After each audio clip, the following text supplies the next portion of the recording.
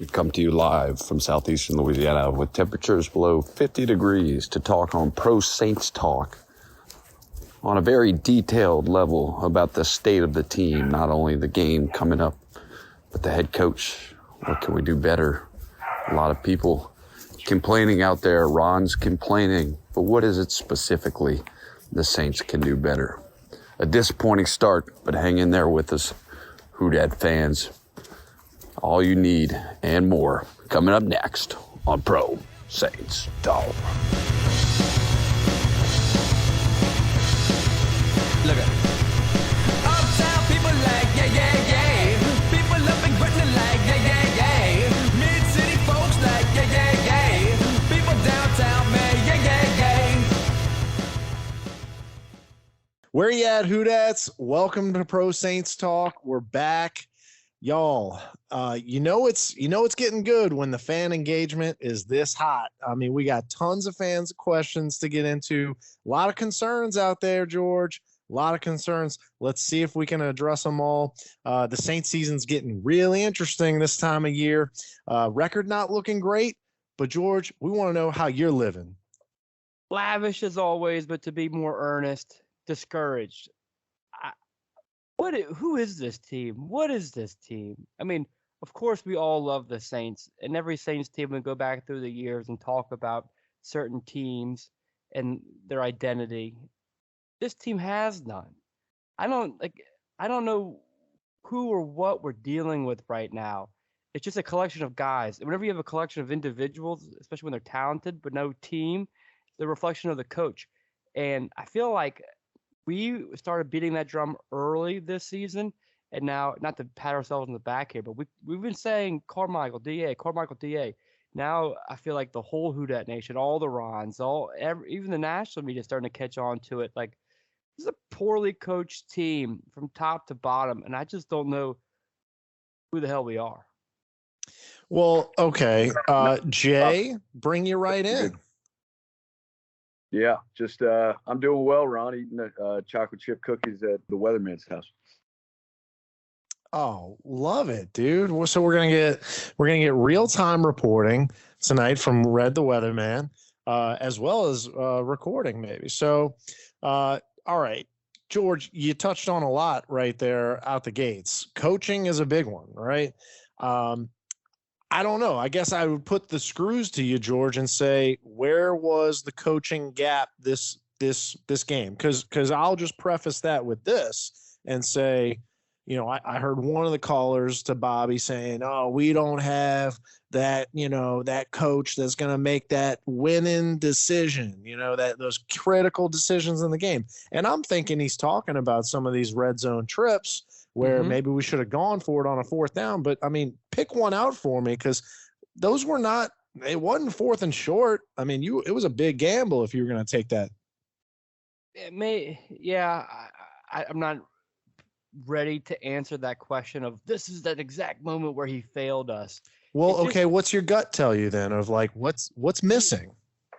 I was talking to Jansen about this earlier. So it's like when you play a sport and you're playing not to mess up and you play on your heel, it's like, oh, I'm going to let the game come to me. I'm not going to make the mistake that loses the game. Or like when you're angry and you're like, F this guy, I'm going to beat him. And then you do what it takes to win. And for the past 20 years, we saw Sean Payton do what it takes to win and just make those gutsy calls to George Patton himself a win. Whereas now, all you see DA do is play not to lose and play it overly cautious. And where's that flair? Where's that DA we saw last year? The one game, I keep saying that every podcast. Where's that DA that we saw versus the Buccaneers where he won that game with fist bumping and fiery on the sideline? Now everything is just too cautious. You're just playing not to lose. And then what are you going to do? It's like he's playing a full year of Prevent D as an analogy. And give us some spark. Give us more clickbait. Do something, man. We always talk about, hey, what's Sean Payton going to do this week to rally the troops? It's like we took that shit for granted because now we have a lame duck as a coach. Okay, well, Jay, like, just to echo that point that I'm making here, like, everybody's going to talk about the red zone efficiency in this game. I mean, 4th and 6 to me, Ron, if you're going to look at the coach and things that stood out to me, All right, so you have that 4-minute offense, right, before Burrow passes to Jamar Chase, and you think you run up the middle once with Kamara, and then you run up the middle with Mark Ingram. And then Andy Dalton gets his arm hit. Allegedly, Traquan Smith was open on the play. So that's pretty predictable first two plays right there.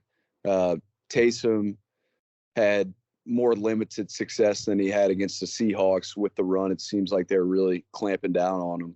But do something a little bit innovative, at least try to get outside.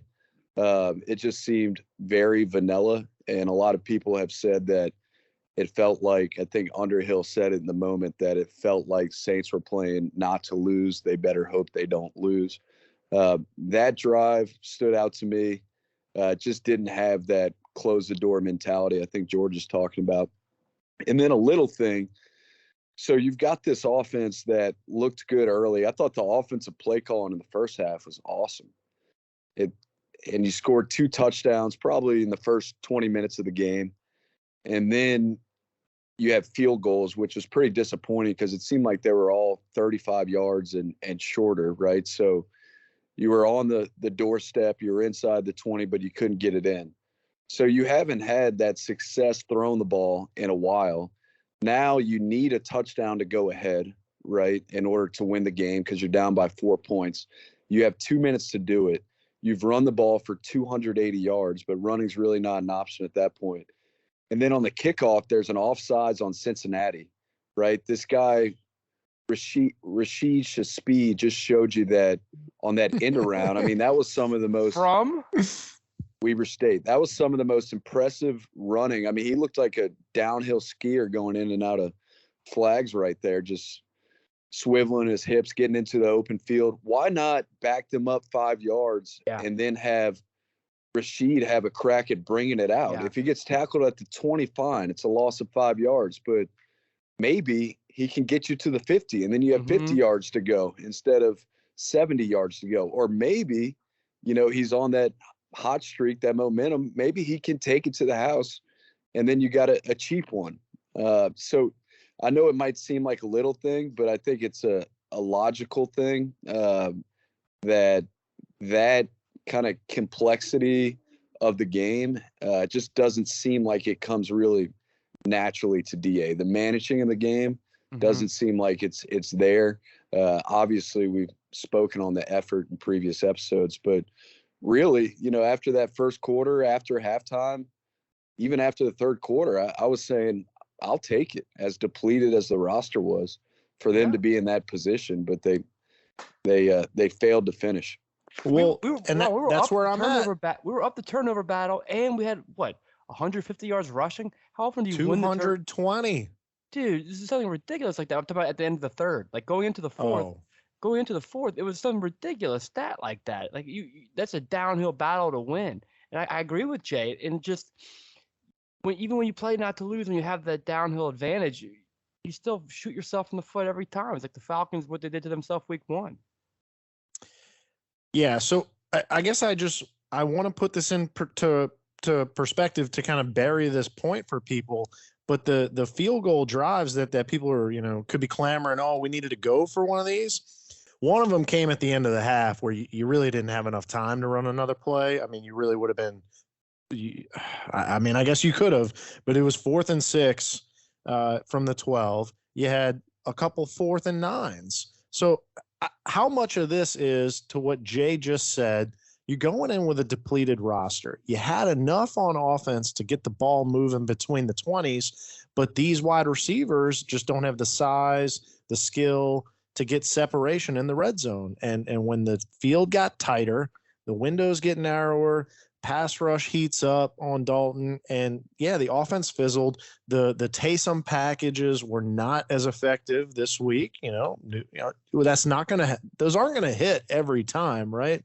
Even with the direct snap stuff to Kamara, it fizzled at the wrong time, and it's just a really unfortunate way to lose this game.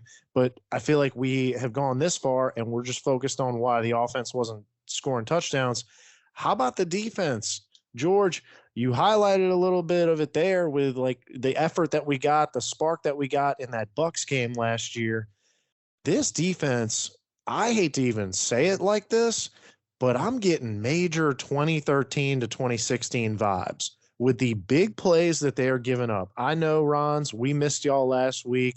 Life gets in the way for us, but we're trying for y'all. We're giving it y'all. We're giving our best every week. Well, maybe not every week, but we're giving it our best here. Someone But had to go car that's- shopping last week, huh, Ron? I still don't have any finality on that claim. This is my best. I could be chatting about this first NBA game with Weatherman and Dave, but we're taking time out of our night to get it to you 6 Rons that keep beating us up. Where's the podcast? All right, so wait, Liability. George, Ron- I'll tell you who's not giving their best. The secondary. Dude, last week with Seattle, just deep play after deep play to Geno Smith in that offense. This week, the one play 60-yard drive. And it's not just letting guys get over the top of you. It's terrible tackling too. So I feel like I want to just go right into a fan question here, and they all got a nice common theme here for you, George. But Tyrann Mathieu, is he washed? Is he God. done?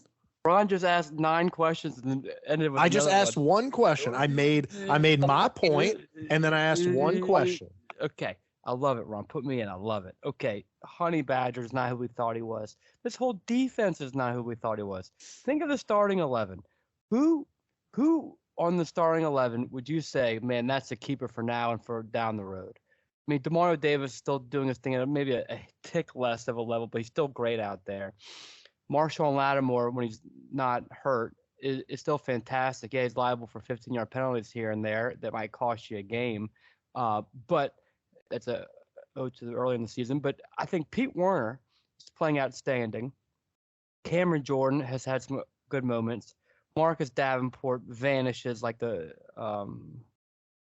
tooth fairy.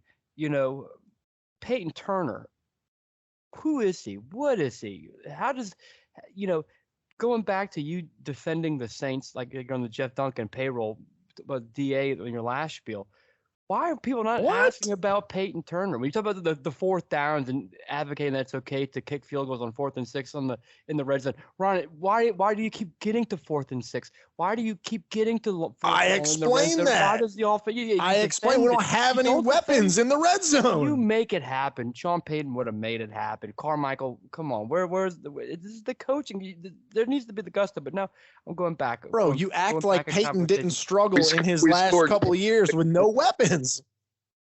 I don't see it. Okay, well here's my point.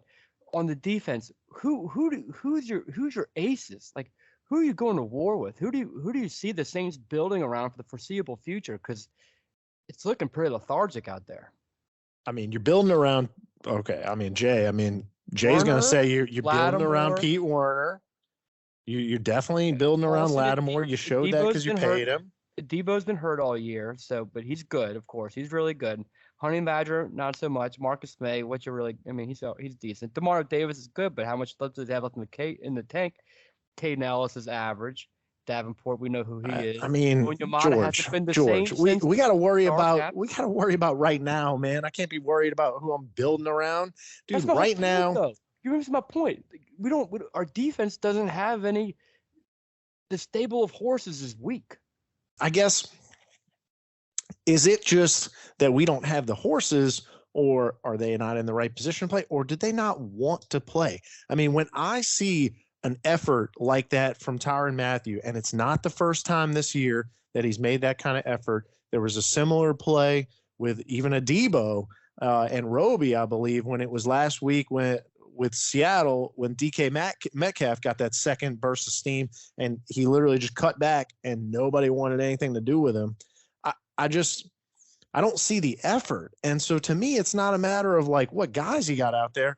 Heck, I mean, we could throw the whole special teams, guys, those kind of backup safeties out there if they'll freaking tackle. Dude, when Tyrann Mathieu is giving me that kind of olay on guys, get them off the field. Ron, are you there? I'm here. I'm with a live listener, and he wants to say something about the Honey Badger. Your name and where are you from? Hi, my name is David. That's my dog. And I just want to say that we put a lot of high expectations on the team that we thought we were going to see on the field. And I think that with what we're given the circumstances, Tyrann Mathieu, clearly not what we thought we were getting. He, in the open field, is a liability to make a tackle. And it's like just so obvious. And given all of that, it's impressive that I think you see Pete Carmichael calling a better game with Andy Dalton because, Andy Dalton's able to manage games, keep you kind of close. The defense has to close. I think the defense is very banged up. They're not getting to the quarterback. Joe Burrow gets sacked. One of the top quarterbacks that gets sacked in the league. They got to him, 2 times maybe? So DeMario, Yeah, couple DeMario, blitzes. yeah. And so put a lot of high expectations. Reality is reality. And that's kind of what I have to say. What is reality, Dave? I think reality is 4. We're not a very good football team. That's what he's saying. not a good football team. That's reality. Thank you, George. And That's all. to David's point, is there a bigger disappointment on this team other than Honey Badger? Mike Thomas may or may not be My injured. expectations weren't that high for a Honey Badger coming in, but he hasn't. Even with my mediocre expectations, he's been far below that. I thought at least he could be an older safety that's lost quickness, athleticism, but can be a field general that gives a shit, and he hasn't been that. Remember going into this season how pumped we were to have Chauncey Gardner-Johnson, Honey Badger, Marcus May, Marshawn Lattimore, Paulson Adebo, Bradley Roby all playing together, being like, it's going to be an all-you-can-eat buffet and turnovers for our DBs. It's been the exact opposite. And I think a lot of that is that Chauncey Gardner-Johnson trade. To quote our good friend Stephen Barrios, like, we just lost our edge. We lost our, tenaciousness on defense. Now we're just hoping to get off the field. When before, when Chauncey Gardner-Johnson's on the field, we had personality and it was fun to watch the defense. Now it's not fun to watch the defense. I think a lot of that has to do with the attitude that Chauncey brought the team. George, I'm scrolling Twitter the other night and I'm watching a Baldy breakdown, a Brian Baldinger breakdown of how well Chauncey Gardner-Johnson's playing in the Philadelphia defense. And I'm just wondering, gee whiz, where's my boogie breakdown of the Honey Badger? I mean, it's insane. I mean, how we talked ourselves into that, that wasn't going to be that big of a deal. We didn't want that cancer on our team. And Ron, we'll be fine. Look at the depth that we got.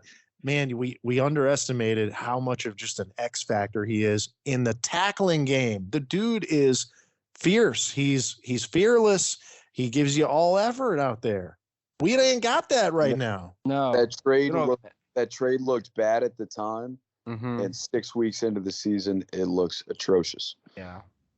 And look, Marcus May's been in and out of the lineup, but I mean, I got guys like Boogie probably saying, man, do you know what it means to miss Marcus Williams? I mean, I don't know. I will say this, Ron, if we could shine a little positive light, you notice how many times did the Bengals even try to go over the top, as opposed to the Seahawks game where Geno Smith was throwing it in the air 60-plus yards more than a couple times. That's fair. I don't know how much of that is to what David's point is about how they know they can't protect Burrow this year. So I think they've made some adjustments in their game plan to try to protect the asset. But I would have thought a couple times when they got near, the 50-yard line, that they'd do some heavy play action, look for Jamar Chase deep. But I'm grasping for straws at this point. Well, so is the fan base here. So, George, I'm talking Marcus Williams. I'm talking CJGJ because I got guys like Alex Puente asking, is the secondary the worst position group on the team? And that's considering who we got at wide receiver right now. Yeah. That was my first thought. Well, if Olave, Juice, and Thomas are out, then it's receiver. But it's crazy there a second. I mean, our defensive line isn't that good. And think about how much we invested in it. That's what's crazy. Davenport and Turner are picking daisies out there.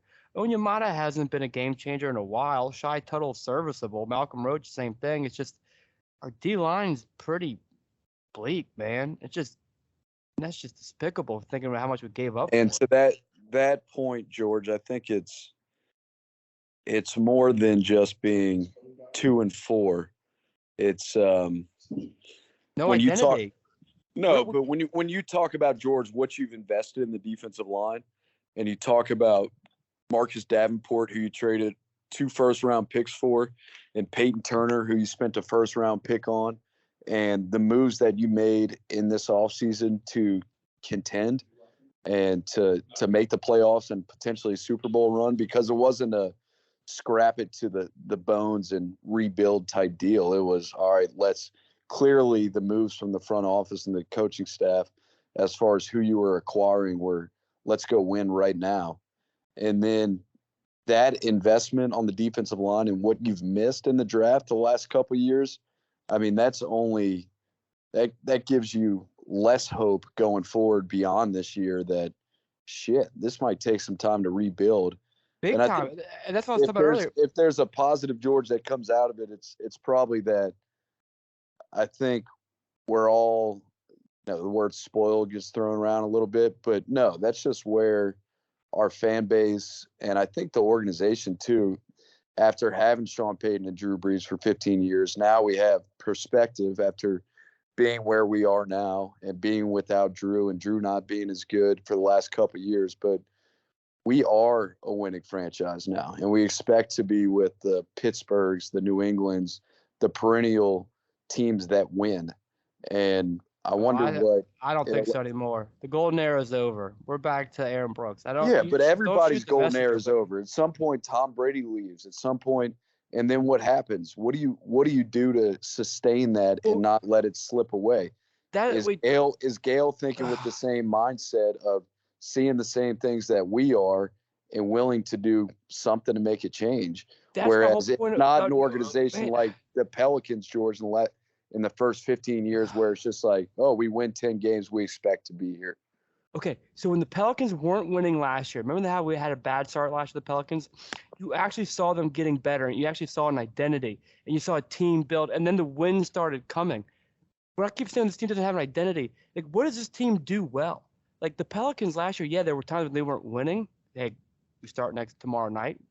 Come on, Pels, we love y'all too, little brother over here. But it's not like the Saints are doing anything right now. They say, oh, if we just could do this better, then it'll all come together. Oh, we're just so close. It's just not coming together. There's not one facet of the game that looks good. And we always knew that life after Breeze and Sean Payton was going to be bad. I mean, because we mortgaged the future for the present to win another Super Bowl. And now we always knew it was going to be bad. But there's not much to hang your hat on. That's my whole point. George. Jansen, yes. All right. I think too, man. Shit. I think y'all are saying you talk a lot. I had a point to make. All right, so you're saying now that you feel like you can tell clearly that we're not a Super Bowl team.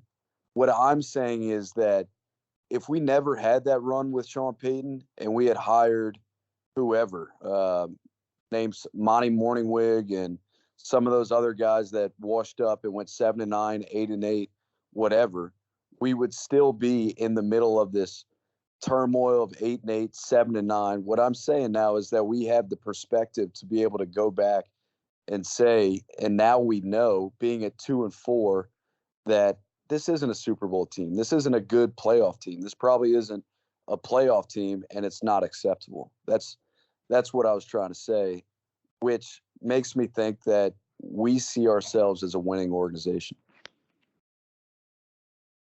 Okay, so that was a lot to take in.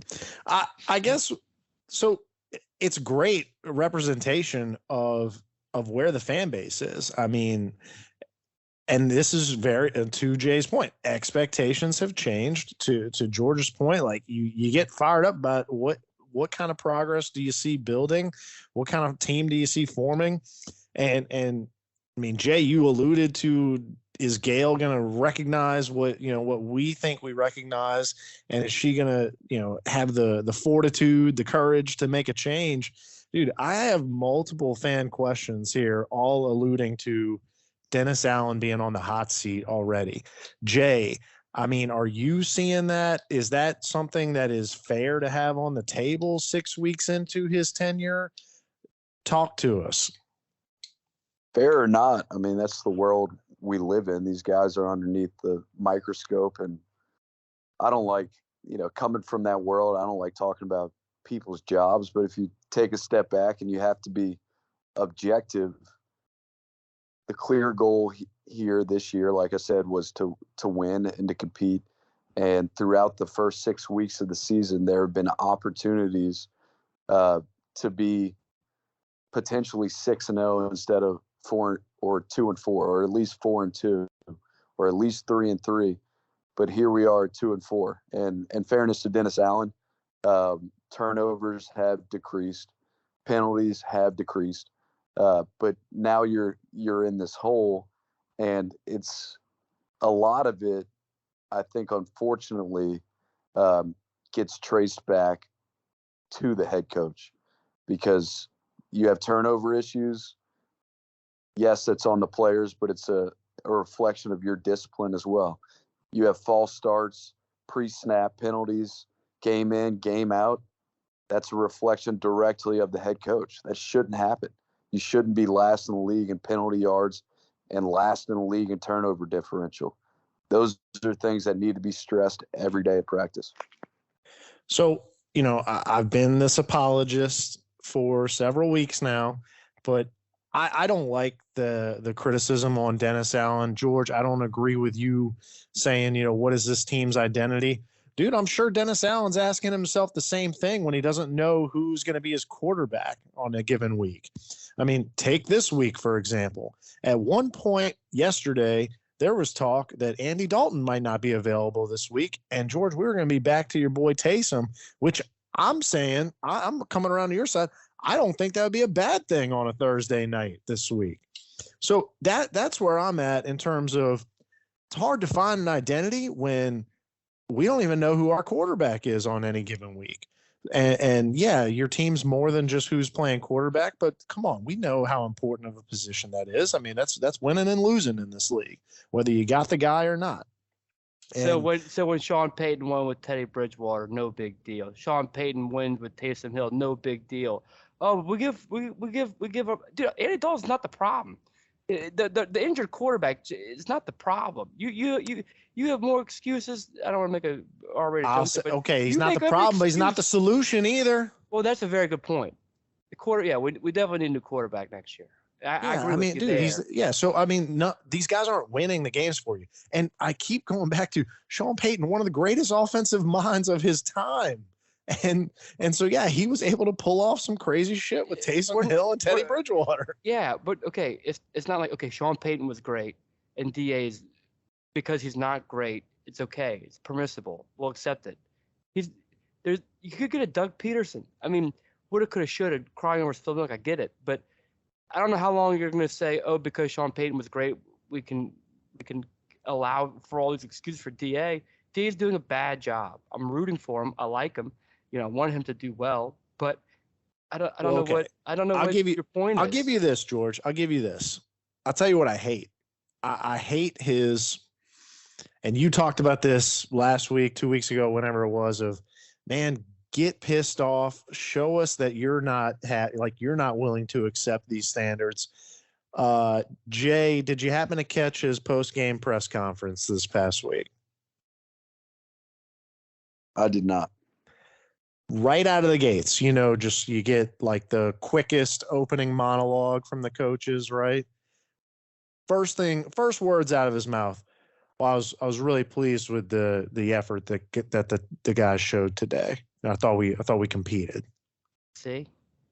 I mean, we can't be satisfied with that. Like, no, we didn't execute. We did not execute. Yes, did some good things. Didn't do enough good things. Did some bad things on defense. Like, oh man. So yeah, that I don't think he is cutthroat enough, and I don't know if that's because he's not trying to make enough waves. Like, y'all talked about, or I think Jay was alluding to a little bit of like the moves that we made were like win now. And I feel like a lot of the things were on the theme of like, hey, If it ain't broke, we're not going to try to fix everything on this team. We're going to try to maintain and build on what we got. Maybe he hasn't come in and like taken enough ownership and put his own spin on this team. I don't know what it is. Yeah, he's too cautious. He's playing not to All lose. right. I think I have something pertinent here, Ron. I worked with a guy named Todd Spencer, on the Hudson at Army West Point, New York.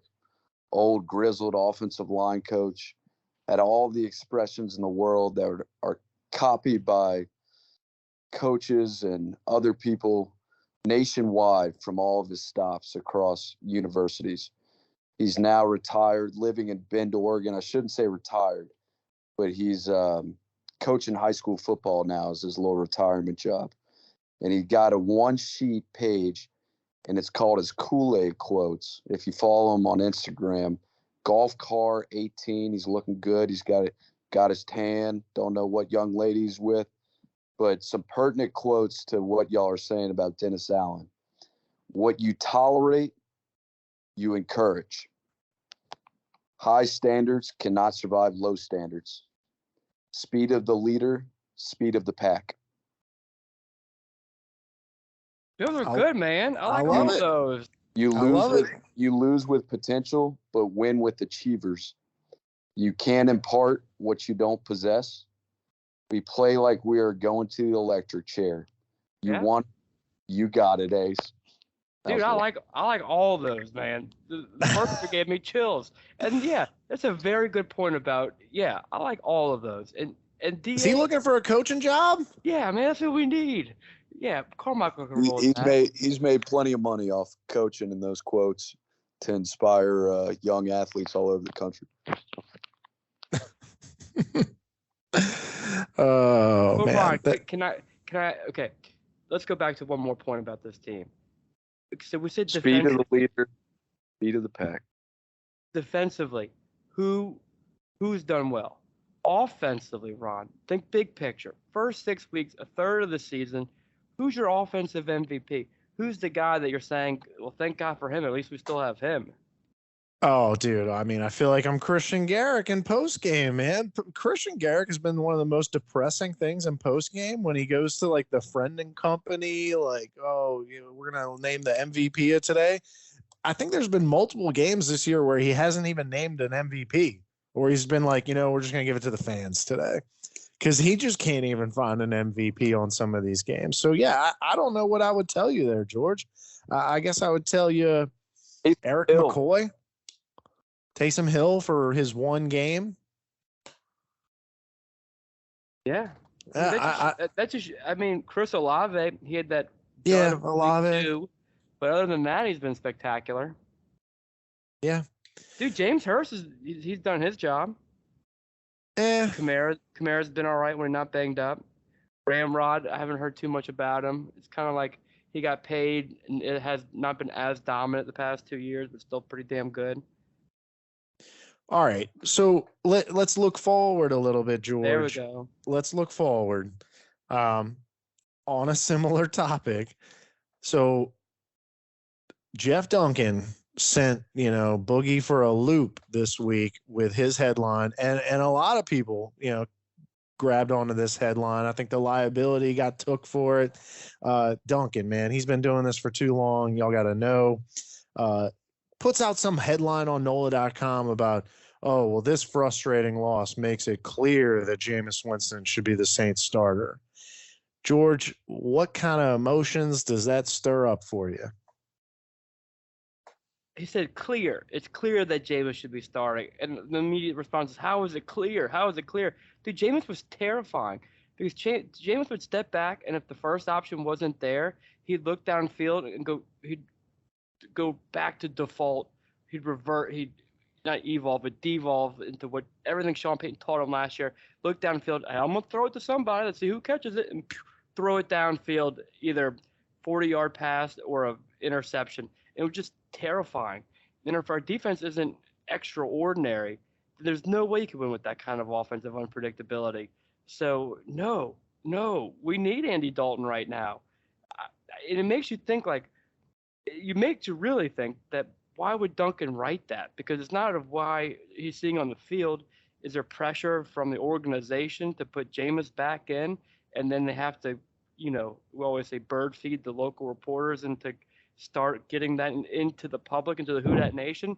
Those were my first thoughts. It might be a big conspiracy theorist, but that was what my first thought was. Like, how could you even think that? Yeah, Jay, if you were king for a day, who's your quarterback Thursday night? Andy Dalton. And Still sticking. Mix in Taysom. I mean, the offense for 3 quarters was good. I think it was more a subject of play calling when they went stagnant in the fourth quarter. Like Andy Dalton, the first 3 quarters on third down, passing the ball, he must have been over 90%. Like he goes through progressions. He does enough to win. It's not, I don't think you put, it's a highlight of the game, the lack of productivity that the Saints had in the fourth quarter offensively. But if you had to pick one of the 2 units to be more concerned with, I'd say it's the defense. And Dalton he's fine. He's fine, right? Which is better than Jameis going in there and potentially losing it for you, which I hate to say, but I feel like this episode is grasping reality here. And I like the rhythm that we have going between Dalton and Taysom Hill right now. Yeah, I agree. I think Thursday night might be a little tough to put in some new Taysom packages. But, they work on that stuff year round. But that's where I'm at. I'd like to see even more Taysom, to spice it up a little bit, particularly just because it's not like Dalton's got – well, it's not like Dalton's got any kind of rapport built up with these receivers anyway. So it's not like there's any sacrifice that you're making there of practice reps or no practice reps. I mean, you saw it in the second play of the game this past Sunday. We try to take the deep shot to our boy, Rashid Shaheed. Love it, Jay. Shaheed's running up the numbers. Dalton throws it outside the numbers. It's just stuff like that he doesn't know where these guys are going to be on any given route. So I'm giving him a lot of benefit of the doubt. I'm with y'all. I think Dalton is the guy for now. Jameis has got to re-earn this job. I mean, and we may only see that in practice because Dalton keeps playing like this.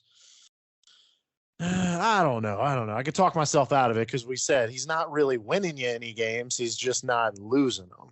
So, but against good offenses, that's losing games. So anyway, I'm just saying that to say I don't think you're really losing a lot by throwing more Taysom snaps in there passing the ball.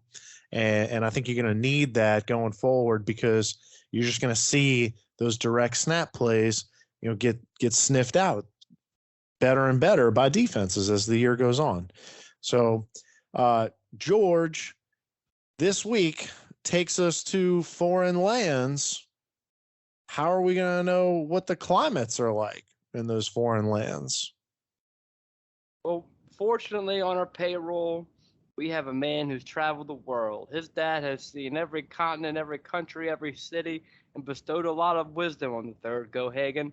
Luckily, we have ourselves a weatherman to give us a weather report for what it's going to be like tomorrow night in New Jersey when the New Orleans Pelicans go to New Jersey. My God, I botched the joke. It's the Brooklyn Nets. How can I botch that? But we're going to Brooklyn. We're going to New York to start the season 1-0. Red, tell us about Brooklyn and maybe even Phoenix. Hey, Rons, it's Red, the weatherman. And this Thursday, October 20th at 7:15, your New Orleans Saints are heading on over to Arizona to take on the Cardinals at State Farm Stadium for Thursday night football, a battle of 2-4 teams. Let's get right on over to the weather, Rons, as there's a retractable roof in the stadium, and we need to know if that roof will be open for the game. With a high of 90 degrees. It's going to feel like 90 degrees, a 0% chance of rain, 0 humidity. It is the desert, and southeast winds at 6 to 12 miles per hour, Rons. It's going to be beautiful for all tailgaters. And I think that the roof will be open. So remember, Rons, one important thing. Whether you like it or not, it's Red, the weatherman. Ron, we got to get in the Thursday night game because we're not the worst team in the NFL right now. There's some teams doing a bit worse than us, even though they may have just got their wide receiver back. What about the Cardinals, Ron? Well, that's what I was just about to bring up. So yes, when we look ahead at this team, George, fantasy owners are getting amped up because the long-awaited investment that they made in DeAndre Hopkins, they're looking to get that return this week. Yeah, I'm not excited about this at all because Marshawn Lattimore hadn't practiced the last 2 days. And so, yeah, we're going to be relying upon a Debo to lock him down. And this is maybe the boost that the Cardinals fans are looking for. George, what are you seeing out of your boy Kyler Murray so far? And what are the issues that team's having? Leadership. I see regret. I think the Cardinals must be regretting giving him that money because he's just got the worst body language. He's like Boogie Cousins out there. I don't know. He's got all the talent in the world, but just something's missing there. But he's still, when motivated and when everything's firing, he's still good enough to beat you. I think there must be some rapport that's damaged between him and the coach, Cliff Kingsbury. I don't know what's going on with them. They got a lot of talent. I mean, okay, so they lost Marquise Brown. James Conner's been beaten up. Zach Ertz is still good. Rondell Moore is good. Deidre Hawkins is good. Robbie Anderson, they just got him. A.J. Green, what do you have left in the tank?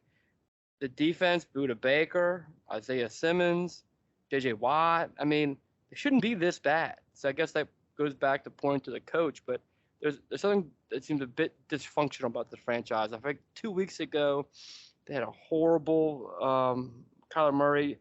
He didn't get the first down on a third down, and then they got stopped on fourth down, and all he had to do was stretch his arm out. And it's just like the lack of awareness, just like the little things. They're killing the Saints, they're killing the Cardinals, and they seem to be in a very similar boat that we're in.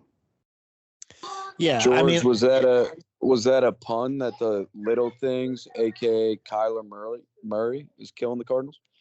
Oh, One master himself. Oh, that flew right over my head. So Hollywood Brown gets hurt, and they immediately trade for Robbie Anderson.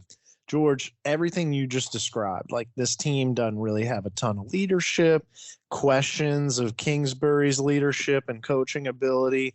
And I get it. You have a need, but man, you're gonna take a flyer on a reclamation project, an attitude like this, and hey, I don't like it because it's one more weapon that they get to inject against us here Thursday night, and a familiar foe for us. But yeah, I don't see a whole lot of functionality coming together for this team. I get it. It's a road game for us, but man, this just feels like one that we should be able to go in and win. I feel like this, but I say that, and as the words come out, Jay, I think about how we defended Mariota and how we're going to defend Kyler Murray. Jay, what do we need to do differently? Because I'm pretty sure we got no sacks on Mariota. We played, that hold your rush lane style.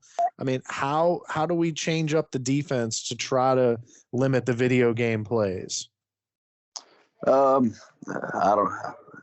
wish I had the answer on how to stop a multi-dimensional quarterback, but we got to figure it out. It doesn't seem like any time in recent history Dennis Allen's been able to figure out, going back to Jalen Hurts in his rookie year, it seemed like, the versatile quarterback is well documented, has been a thorn in our side. But hopefully, Ron, silver lining, maybe the emergence of Pete Werner, him outside, can help with that. But this is an offense that hasn't been able to produce. I mean, look at the Seahawks. They held them to 9 points. This Saints offense that we've been talking about for 50 minutes scored 38 points on that on that same defense. The Lions the week before scored 42 points on the Seahawks defense. Kyler Murray, who they just extended to one of the richest contracts for an NFL quarterback, put up 9 points. And granted, temper expectations a little bit with DeAndre Hopkins coming back. Marquise Brown is out. But George is right when it said it walks like a duck, talks like a duck. It probably is a duck. I think that's probably true about Cliff Kingsbury and them not being able to figure it out. It's probably true about Kyler Murray, that he's just got the worst body. I have a hard time watching him. He's such a talented guy, but his body language is just abysmal. So for me, Ron, the Saints have an opportunity for the second time in 7 weeks with a win to potentially get a coach fired. I might be out of turn by saying that because I don't know Kingsbury's contract details, but I think I would be as skeptical about him as any other head coach if I was an NFL owner, just with the talent they have, the expectations they have, and how they performed the last couple of years, starting off hot last year and then totally fluttering down the stretch and getting walloped in the playoff game, and have started this season far worse. All right, George, I'm going to flip it over to you and kind of change up our question from everyone's favorite Barrios here. So, I mean, he keeps wondering how we're finding these ways to lose these games. You talked about it. Like, yeah, we can keep going back to these games and say, oh, man, it's just a play or two here, a decision or two here, a turnover here. So, all right, coaching, players, management, etc. What needs to change? What do we got to do differently to pull out a W Thursday? Wait, Barrios is a relatively new Saints fan, great Saints fan. Where was he? Was it 2016? We just had all those cataclysmic losses, like 1 in a million losses, like the Seahawks block kid and he stepped out of bounds, but they didn't call it, and all those crazy. Wow, dude, you just come around the other day. That was the Broncos game when they freaking blocked the field goal. Yeah, that one. Broncos, the Seahawks game that year was crazy too. That 2016 Barrios, go down that rabbit hole if you want to see a year of finding ways to lose. What do we need to change? Okay, the defense needs to finish. Like last week, we need to win the turnover battle. The running game looked great, man. Dalton is not your problem. Some third down efficiency, Mike Thomas would help so much with that. And I know, Ron, you said earlier in the episode he doesn't have that much rapport with them. You saw some rapport with Callaway, but to have that emergency outlet on 2nd and 8 and 3rd and 4 to just go to Mike Thomas, who's always going to catch that slant no matter if there's 8 guys guarding him and a piano on his back. He's going to catch it. Not to have that really crushes the offense.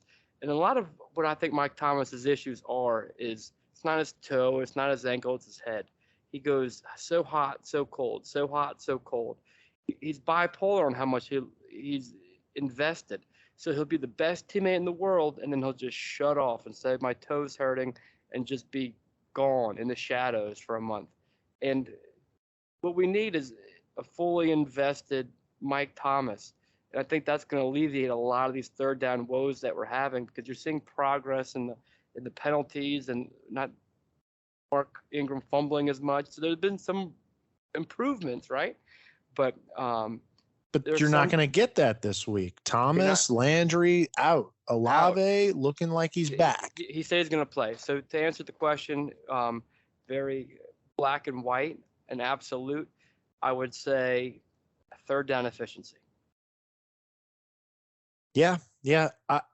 I would say if you're just having the knee-jerk reaction from this past week, it's red zone efficiency. Because, I mean, third down wasn't terrible this past week. I mean, I could look up the numbers here, but third down wasn't terrible. It was you fizzled in the red zone. I think we were 1 for 5 in the red zone. You had those 3 drives where you had first down inside the 20, and you came away with 9 points out of all those. So that's to me where it's got to be. You got to finish, and I don't know if Olave is that guy. Like George, everything you're describing with Mike Thomas, like he's that guy that you just, like you said, you have a physical play. He gets a contested ball. I guess, Jay, let me flip it to you, and maybe we get the game prediction here of what needs to happen for a win, and what do you think's going to happen? We need more pressure from the defensive line to help out that banged up secondary. We need Demario Davis to have a throwback year and be a beast and be able to contain Kyler Murray. We need Pete Werner to we need Pete Werner to have an awesome game. Need Alvin to have a great game. Olave to come back and have a great game.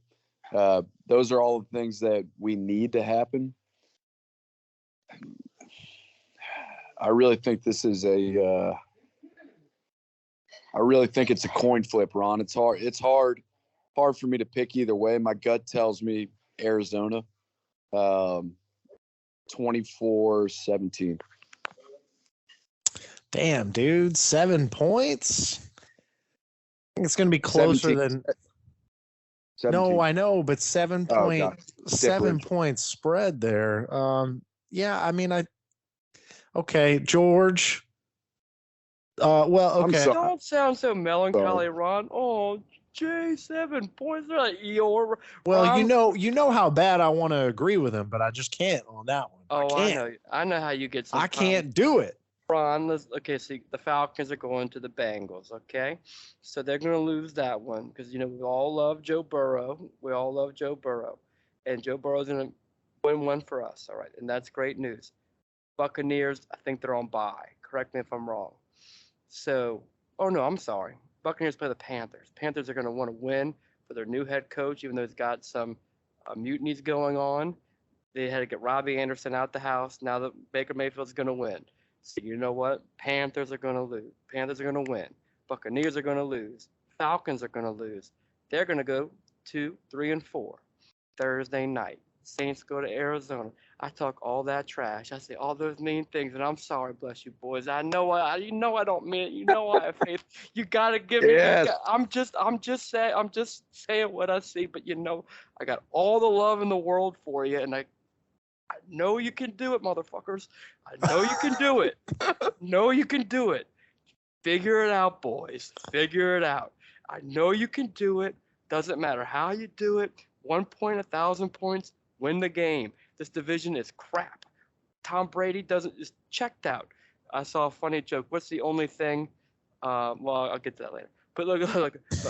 Tom Brady's checked out. Falcons, you know what they're going to do. We can still win this division. I don't care if we have to win it 7-10. Doesn't matter. 8-9. Win the division. Have some fun with it. Find a way. Saints win 13-10 in a disgusting Thursday night game. Well, that would be on par, right? Because, I mean, have we had an even remotely attractive Thursday night game yet this year? So, I mean Saints ever, fans, Ron, ever. Ever is a good point, too. I don't know. I feel like the Saints have at least, thrown on the color rush and, given it a little bit of intrigue in the game. But, man, there have been some bad football games over the years here. Okay, so, George, I love that. That's the way we needed to end this episode because if you weren't going to bring it up, I was. After all the criticism, after all the negativity, out of all the despair that the fans are showing us in the questions and the fan engagement on the Instagram, you name it. After all that, we are one game back. I mean, I guess a game and a half with the tiebreaker with Tampa. But, I mean, we are well within reach of still winning the division. So, this week, I think short week, Kamara has to get loose. I think he's got to get loose on this defense. I think we got to keep hitting him more out of the backfield. I need to see more of those choice routes, where he slips out and he's either got the slant or the out. And I want to see more of the slants, man. I feel like he gets really going there. I feel like the timing's got to be right between him and Dalton. And another thing I notice is I feel like we got to keep him in so much for blocking to help out. That's kind of hurting his receiving game a little bit. So I need to see that happen a little bit more. We gotta have some kind of spark play from Taysom. And I think those couple things might be enough because, to Jay's point, I think the defense could buckle down on this offense this week. I think we could hold them where something like 17 points could be enough. And like y'all said, it's going to be an ugly Thursday night game. And so I'm kind of hoping that that's still the factor for us. And so that's why I'm saying I'm looking at something like 18-14. And it's not going to be pretty, but we're going to get out with a W, George, and we're going to be right there We got in some talks we got of the some late division. incoming questions. We have to go first. Jay, give us a 3-minute Pelican. 3 minutes, a bit much. 90-second Pelican preview. 90-second Pelicans preview. Oh, how exciting it is. All right, we got Trey Murphy going into year 2. What kind of leap is he going to take? Herb Jones, year 2. What kind of leap is he going to take? Jose.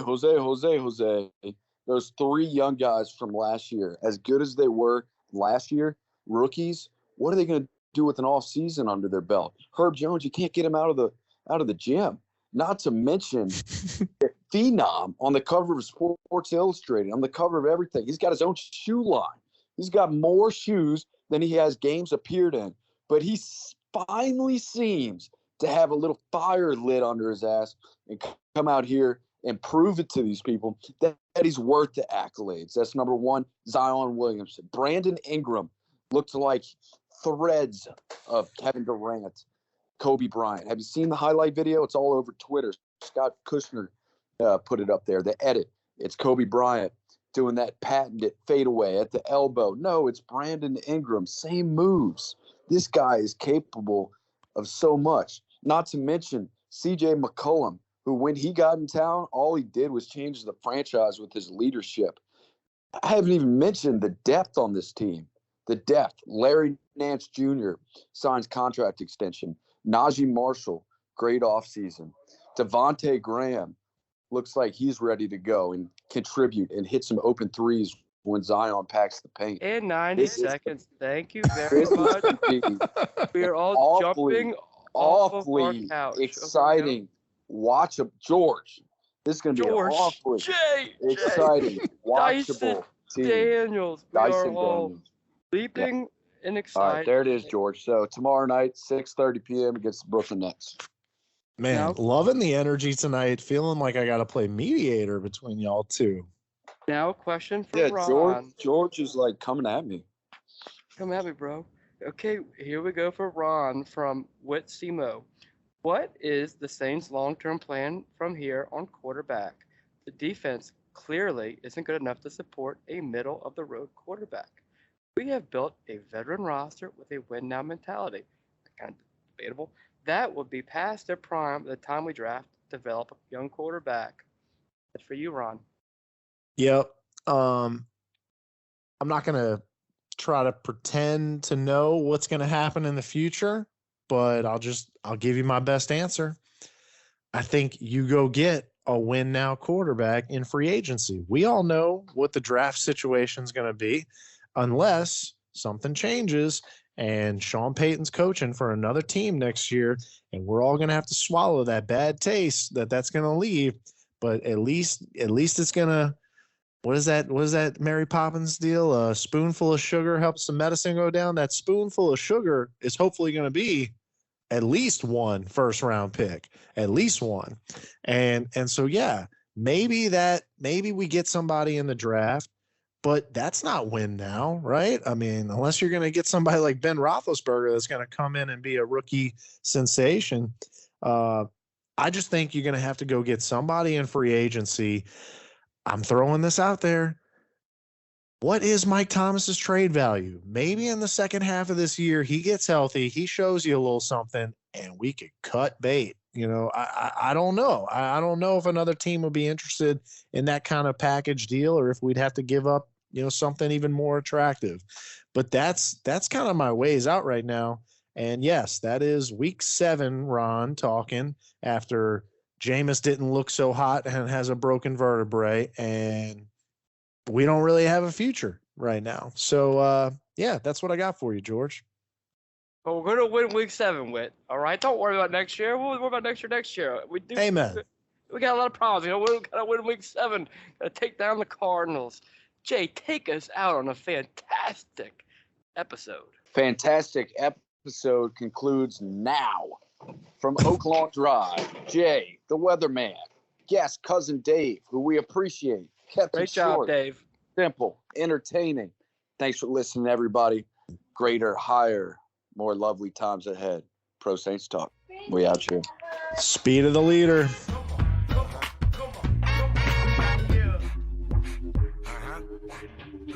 Look, for red in Louisiana, camouflage bandana around there, I had the man up. Magnolia had to stand up. Didn't believe in Santa, I hustled in front of grandma. Last seen in the circle when the lights went out. Should I believe I made a couple 100,000 in droughts? Caladonna and Robinson when I was out in the south. Behind the second line, cruising 22s and the 6. You get a whole lot of respect when you they do it for the bricks. I mean, good morning, good afternoon, good evening, good night to all you mourners of the Ron Nation. We are struggling together here.